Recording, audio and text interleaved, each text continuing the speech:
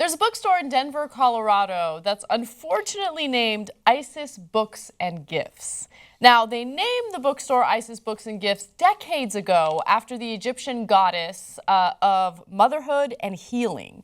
Now, as a result of the questionable name of their store, they have been the victims of vandalism over the past year. In fact, there have been 5 different instances of vandalism, and the most recent case involved their sign being destroyed. Now, co-owner Jeff Harrison said Wednesday that the suburban Denver shop has been vandalized 5 times in the past year or so, probably by people who mistake the name for ISIS, one of the acronyms for the Islamic State terrorist group.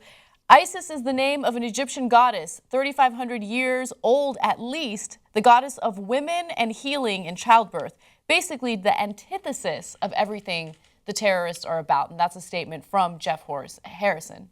Now, wait, Anna, let's be fair about this. Are you sure that Jeff Harrison didn't set up a gift store in suburban Colorado to help the Islamic State? Are you positive? So here's the thing that I ask people to do whenever they come across certain things that might have a name that draws their attention, right? Whether it's a bookstore, gift store, political social commentary show. If the name on its face seems questionable to you, maybe look into the possibility that there could be an alternate meaning to it, right?